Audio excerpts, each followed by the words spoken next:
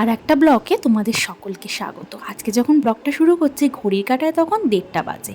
এত সুন্দর মেঘ করেছে, কিছুতেই অফিস ঘরে আর বসে থাকতে পারলাম না। এখানে এসির আউটডোরগুলো রাখার জন্য একটা ক্যান্টিলিভার পোর্শন আছে, সেখানে বাইরে বেরিয়ে একটু হাওয়া খাচ্ছি। 2 মিনিটের জাস্ট ব্রেক নিয়েছি। তো আজকে আবার আমার ছেলের কিন্তু ভ্যাকসিন আছে, চলে যেতে হবে সেখানে। তো তাড়াতাড়ি বেরিয়ে যাব। অনেকটা টাইম অফিস আবার কাজ টাজ করার পরে আমি বাড়িতে গিয়ে ছেলেকে নিয়ে, বাবা আমি আর ছেলেকে নিয়ে চলে এসেছি জেনিথ হসপিটালে। আমি ওখানেই ওকে ভ্যাকসিন দিই ছোটোবেলার থেকে, যেখানেও হয়েছে। আমি এসে বিল টিল করছি আর সমস্ত গুছিয়ে রাখছি। সন্তু অফিস থেকে আসবে। ভ্যাকসিন দেওয়ার দিন না আমি ঠিক একা ওকে সামলাতে পারি না, ভ্যাকসিন দেওয়ার পরেও এত কাঁদে, তাই জন্য আমি সন্তুকেই আসতে বলি। আর তোমাদের সাথে একটা জিনিস শেয়ার করি, দেখো রথযাত্রা শুরুর আগে এই দিনে কলস যাত্রা হয় বেলঘড়িয়া রথতলাতে, সেটা তোমাদের সাথে শেয়ার করি, প্লিজ একটু দেখে নাও।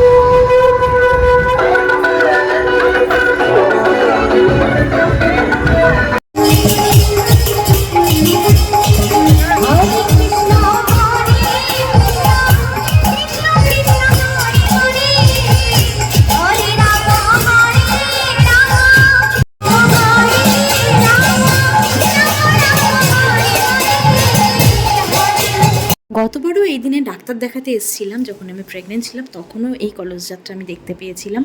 আর আজকেও ডাক্তার দেরি করার জন্যই কিন্তু কলস যাত্রাটা দেখতে পেলাম। তোমাদের সাথে শেয়ার করলাম, ভাবলাম তোমরাও দেখে নাও। এই দেখো সবাই কলসি নিয়ে যাচ্ছে, 108টা কলসি নিয়ে যাবে সবাই।